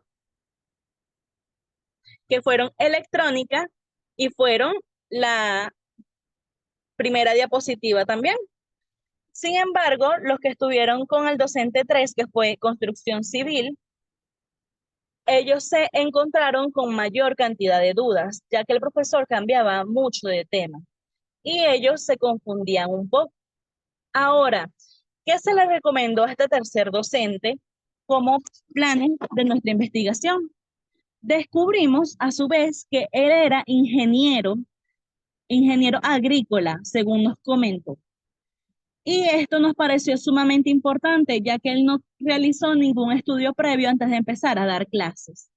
Se le recomendó, si bien no necesariamente cursar la especialidad matemática, si bien podría preparar sus clases con antelación y se les dio pequeños talleres de planificación para ayudarlo un poco, en el cual su última clase mejoró un poco. Muchas gracias.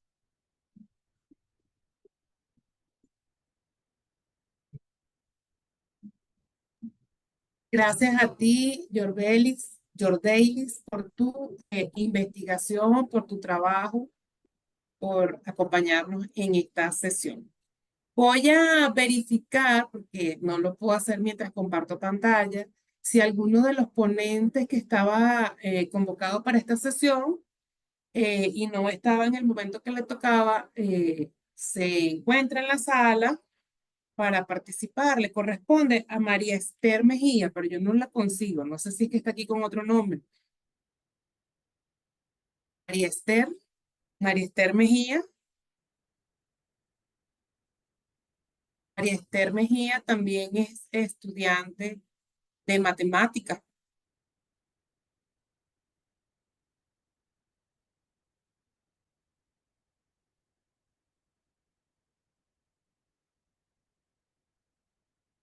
Y la otra participante era Karen. No sé si ya Karen pudo resolver los Buenas problemas de noches, conectividad. profesora. Hola, ¿cómo estás? ¿Cómo te va? ¿Cómo está? ¿Cómo le va?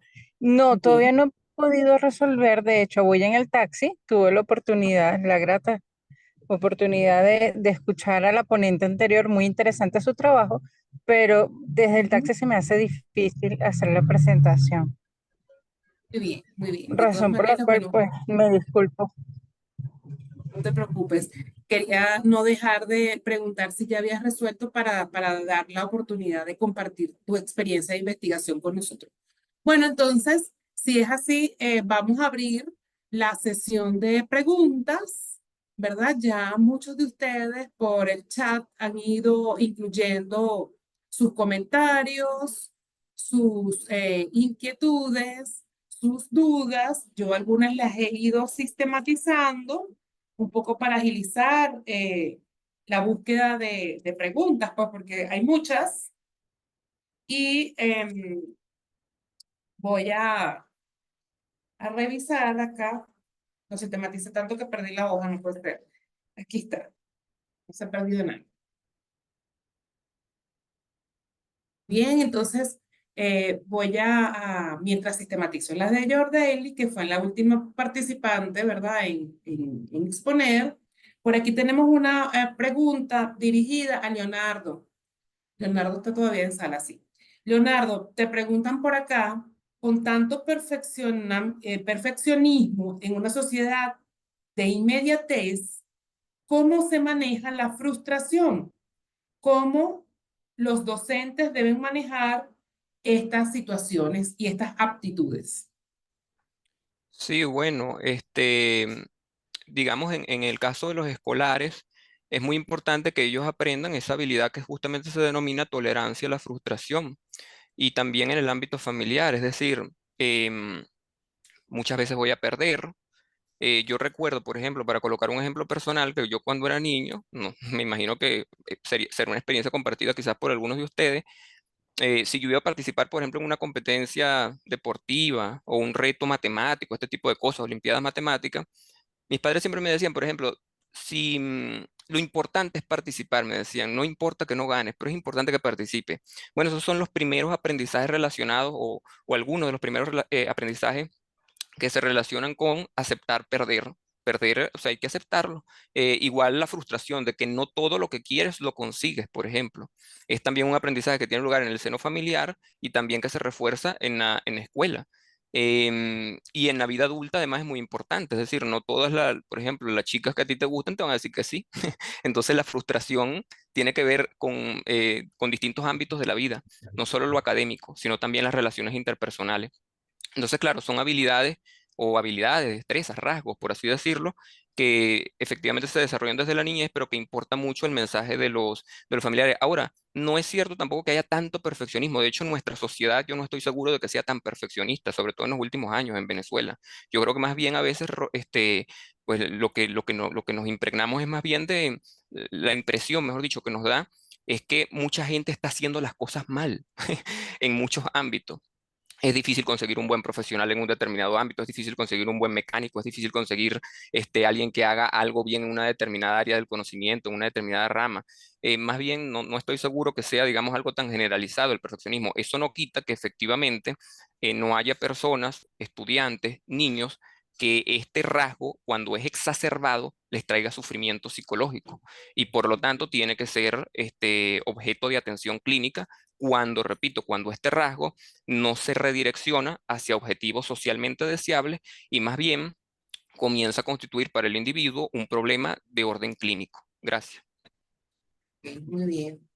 Bueno, es muy interesante este trabajo que tú estás haciendo y bueno, creo que vamos a seguir escuchando un poco más de estas investigaciones, de las edades, de los grupos, de las actitudes, las recomendaciones a los docentes, a los padres también.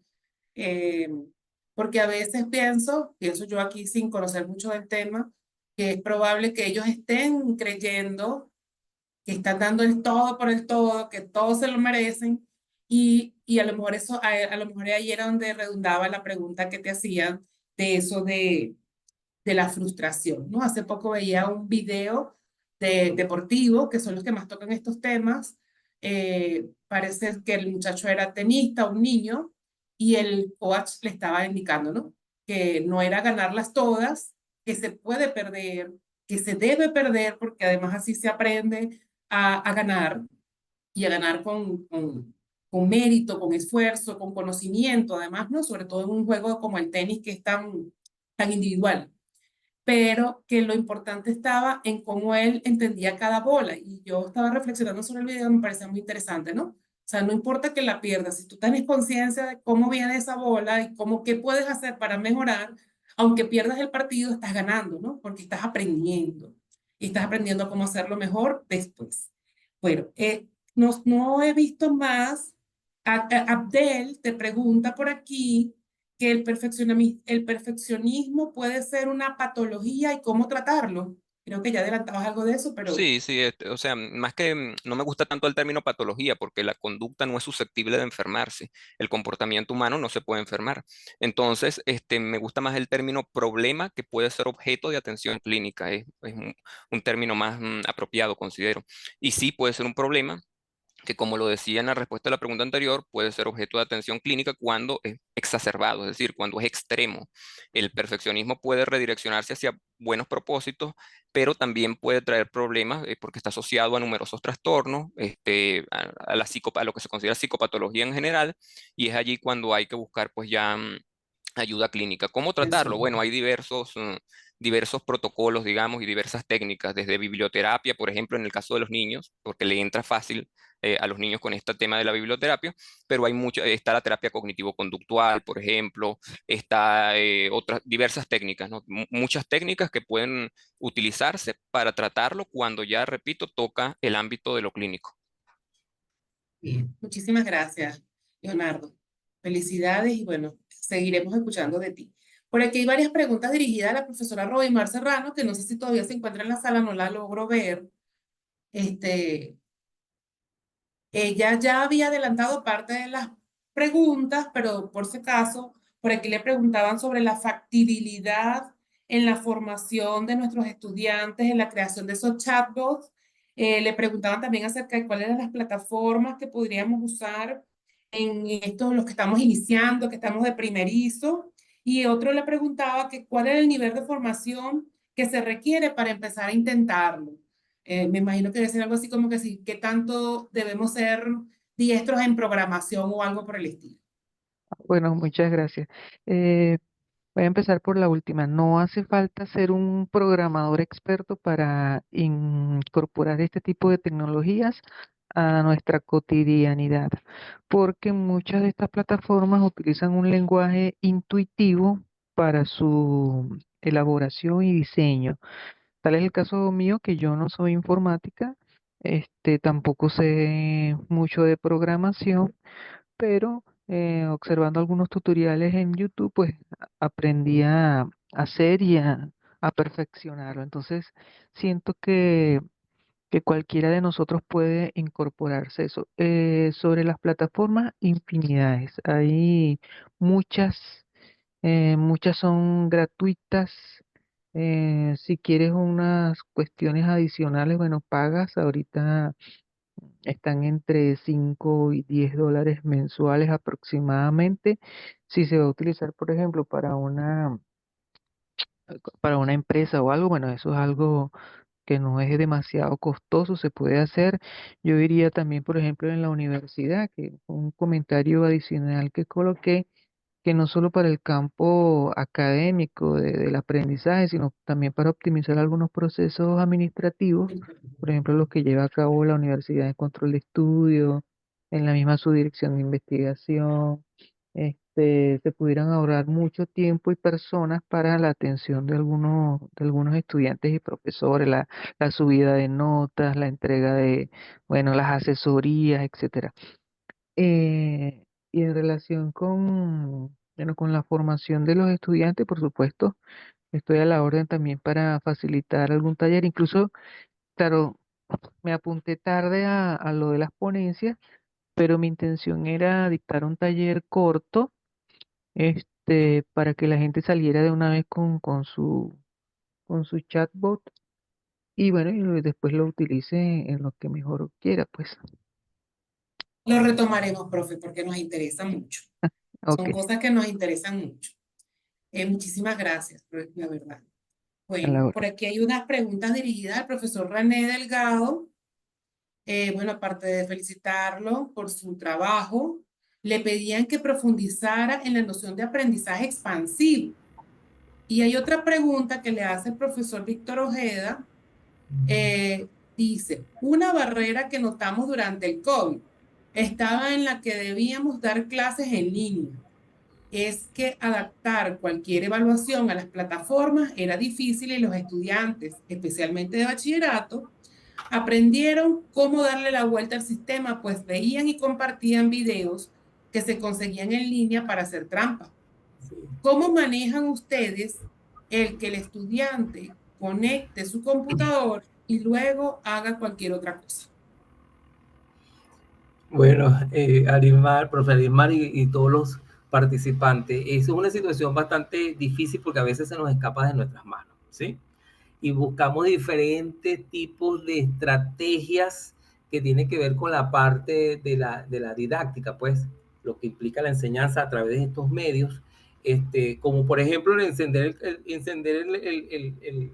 la cámara en el momento en que ingresa, en más o menos en el intermedio, y luego entonces cuando estoy haciendo la pregunta y luego al finalizar, o sea, de tal manera que el estudiante pudiera quedarse allí, porque muchas veces me sucedió que el estudiante sencillamente encendía el computador, lo dejaba conectado y yo preguntaba y la persona nunca respondía y después me enteraba por otra vía que se había ido a hacer otro tipo de actividad. Entonces esas son cuestiones que se nos escapan de nuestras manos, ¿sí? Podemos trabajar con los estudiantes toda esta parte de valores, con el compromiso y todo lo que implica pues la responsabilidad frente al uso de una tecnología como esta, pero también les quiero decir que muchas veces estas aulas virtuales, ya sea a través de Moodle o, por ejemplo, a través del Classroom, se dificulta el hecho de utilizar ciertas técnicas e instrumentos dirigidos a evaluar una actividad en particular y recoger múltiples evidencias.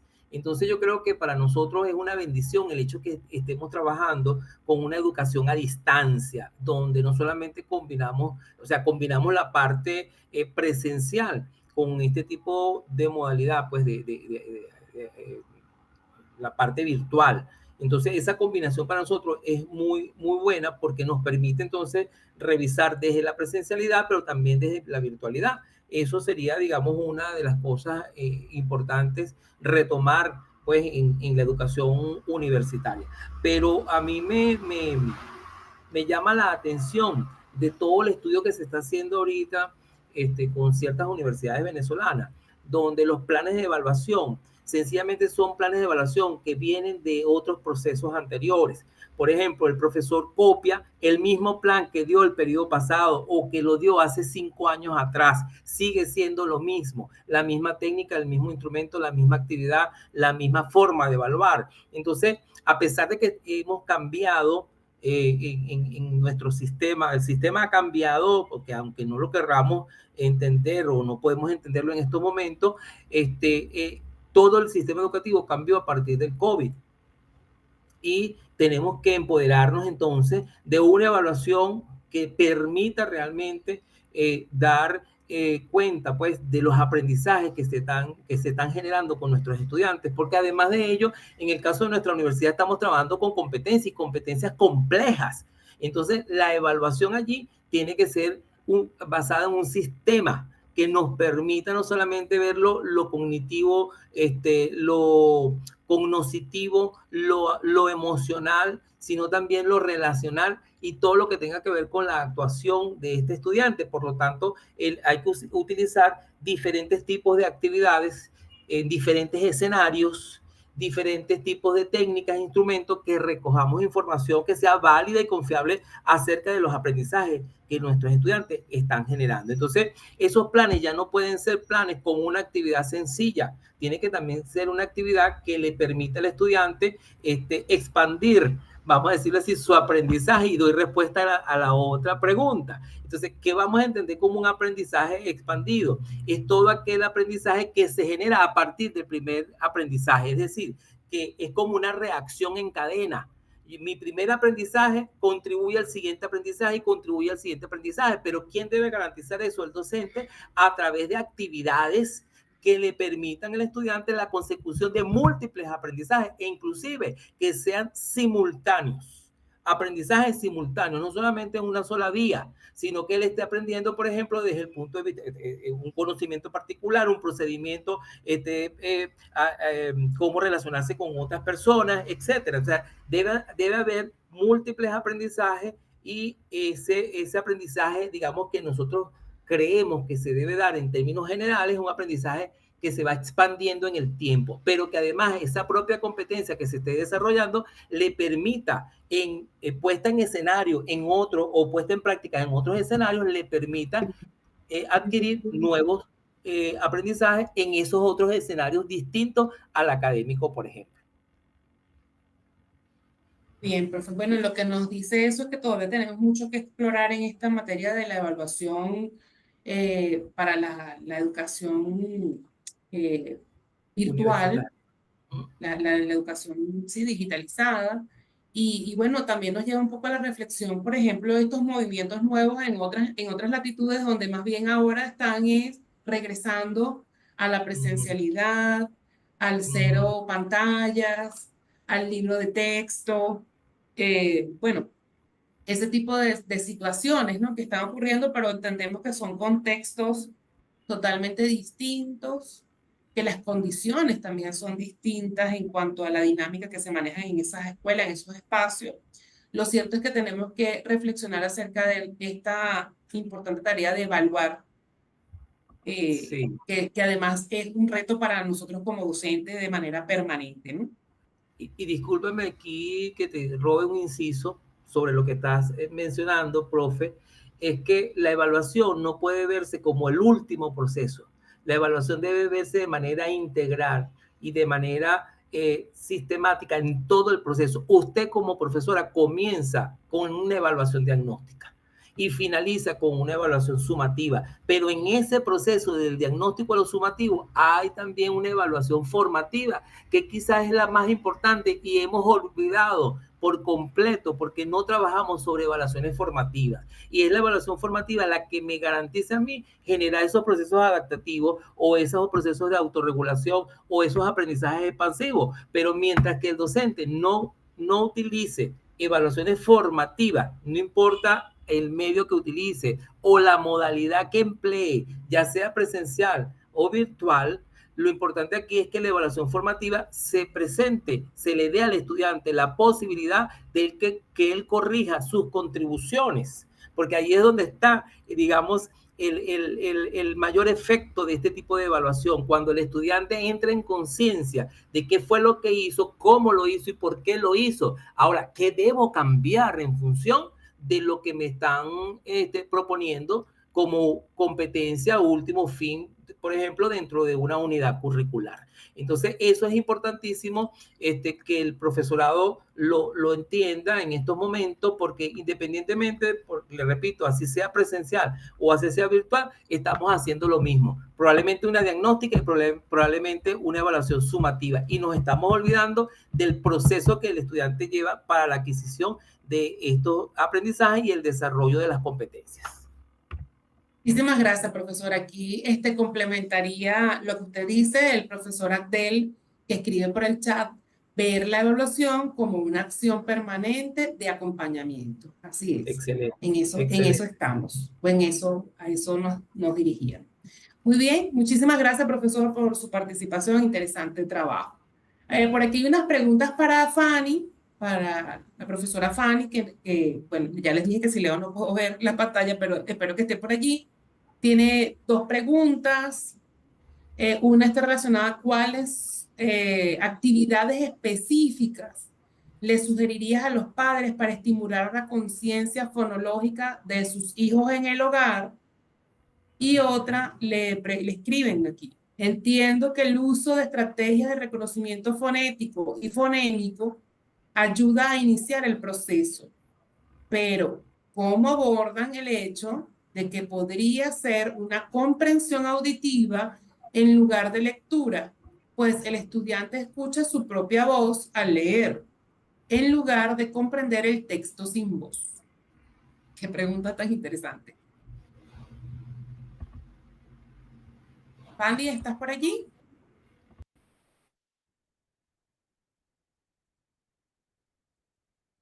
Sí, sí, te escuchamos, pero tienes que encender tu micrófono, Fanny. Te vemos. Vemos tu manita levantada.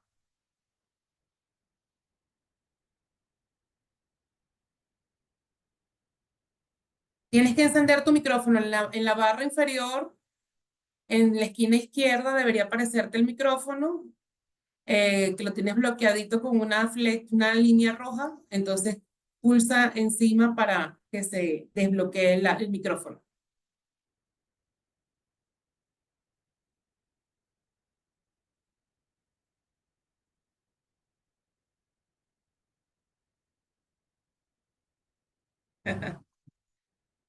No sé qué es. Ajá.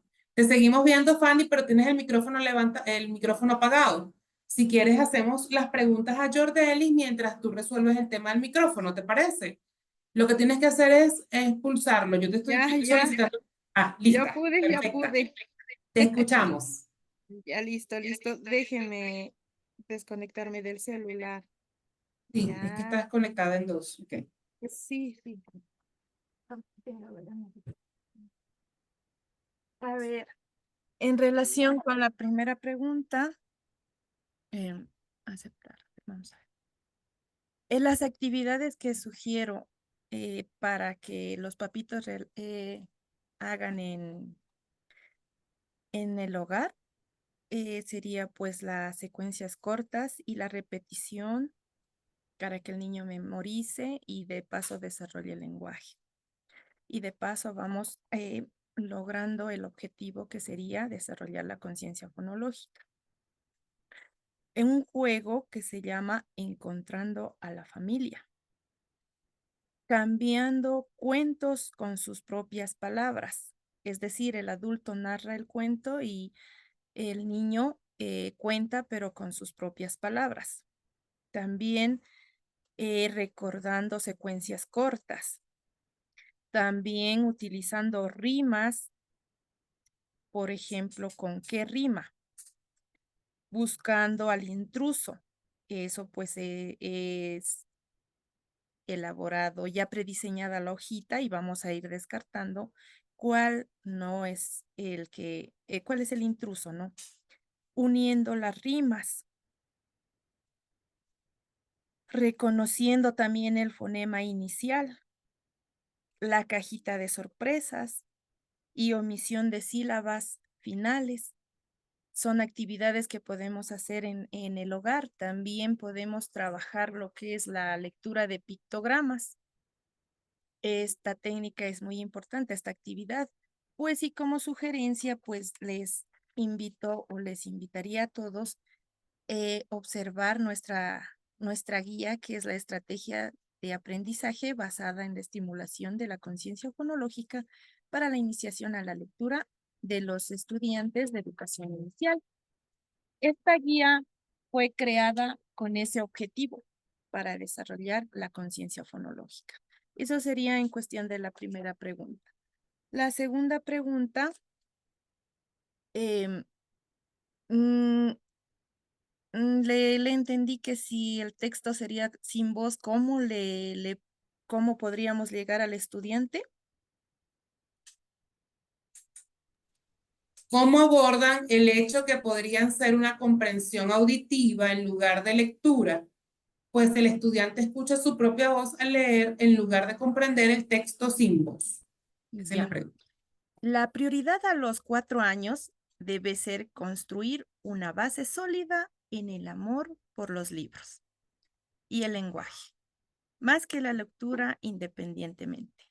La lectura en voz alta, ya sea por ellos o por los adultos, es un recurso esencial para trabajar tanto en la comprensión auditiva como en la emergente, en la habilidad lectora, ¿no?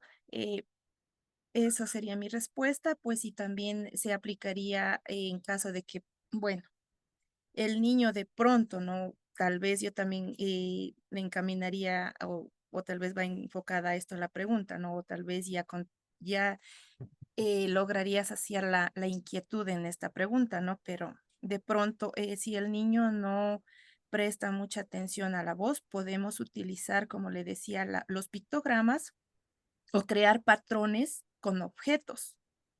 También, o sea, me iría más allá si el niño todavía si interiorizara el aprendizaje con mi voz, aplicaría lo que es ahí en la guía también tenemos la mímica, ¿sí? Utilizaría también de pronto un mandil interactivo o la lectura de labios, memorizar también versos pequeños y a través de imágenes. Entonces lograríamos que nuestro niño, a través de la motivación, escuchando nuestra voz o la de cualquier adulto, logre interiorizar el amor por la lectura.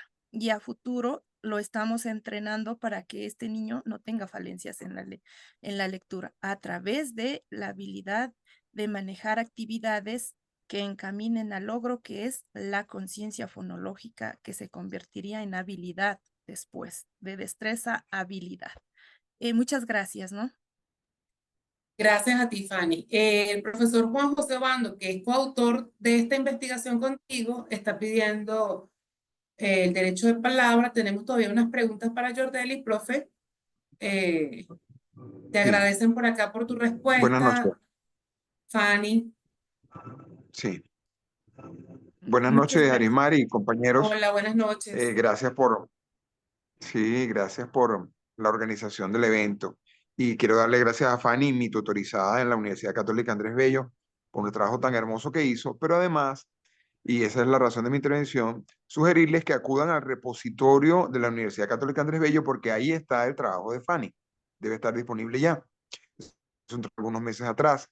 Y si queremos profundizar, si quieren alguno de ustedes o quieren recomendarlo a algún profesor de educación inicial, el uso de estas actividades, pueden encontrarlas en el programa de intervención que Fanny diseñó, que realmente está muy bueno y es bien efectivo como lo demostró en su investigación. Gracias, Sarimar. Muchísimas gracias, profesor, por su participación. Bueno, vamos a compartir un comentario y unas preguntas que tienen para Jordelis. Espero que todavía esté en la sala, Jordelis. Por aquí te dicen, ay, qué bueno, te dicen por aquí, Leonardo escribe que es muy interesante tu investigación, pues visibiliza varias realidades y él incluso hasta te las enumera. En primera instancia, que los estudiantes muchas veces no le encuentran sentido a los contenidos matemáticos. Otro es que los problemas que derivan de meter en el aula a no especialistas, docentes que no son del área o no docentes. Y el tercero, la reticencia a la evaluación externa.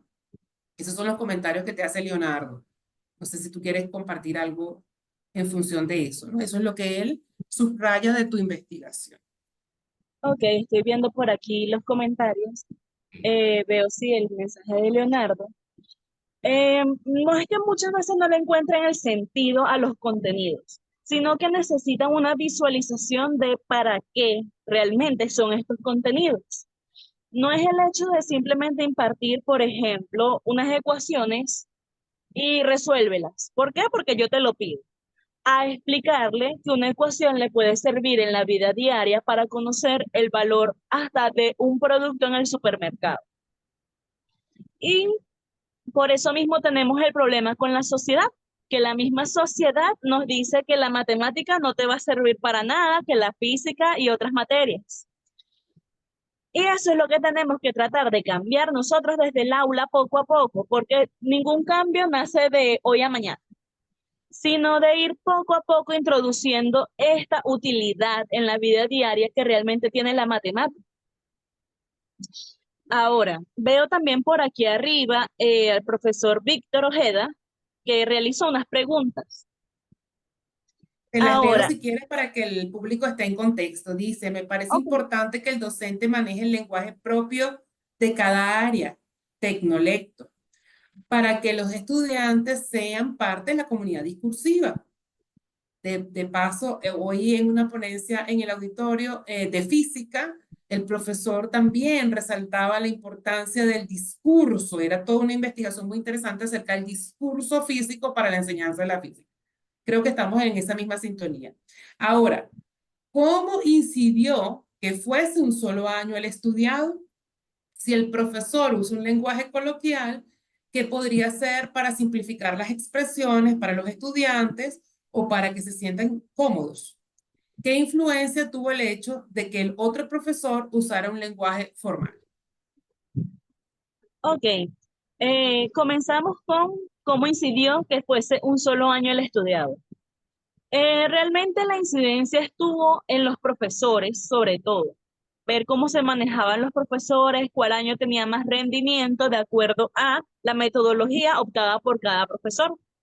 En este caso fueron todos cuarto año, es decir, todos estaban al mismo nivel y simplemente la diferencia era cómo cada docente abarcó los temas en su salón, que por ello es que vemos un bajo rendimiento, por ejemplo, en construcción civil con respecto a telemática y electrónica.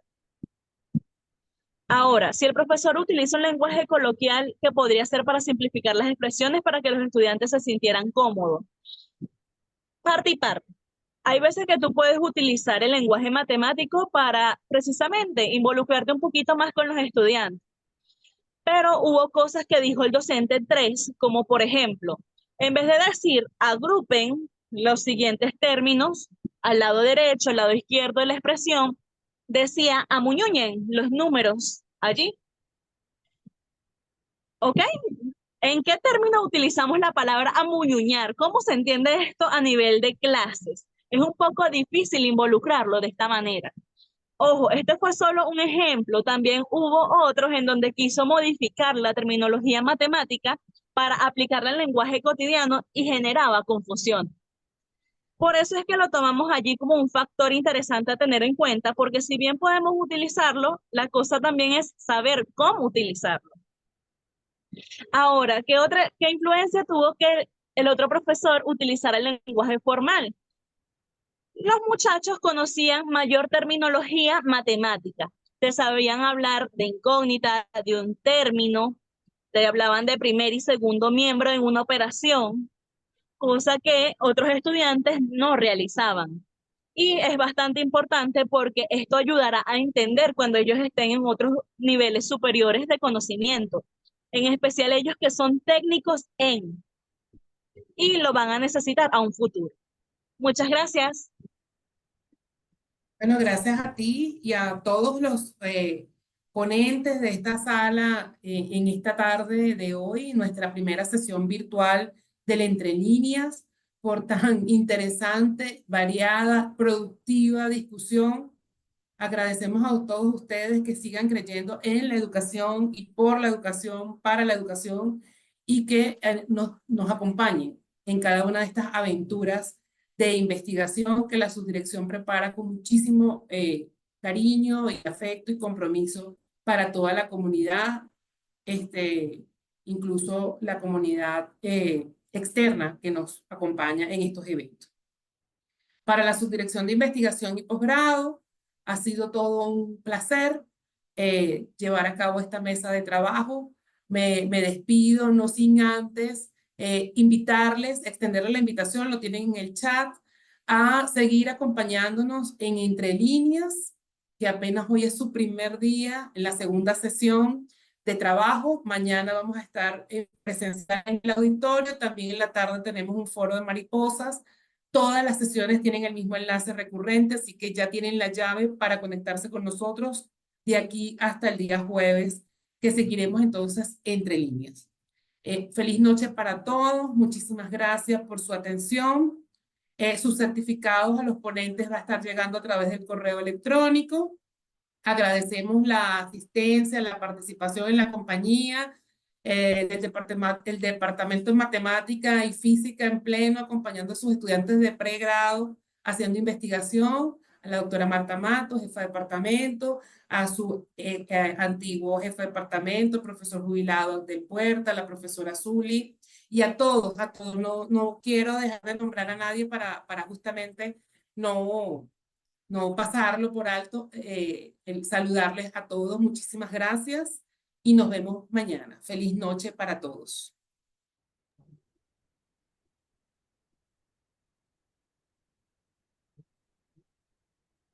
Feliz noche para todos, sí.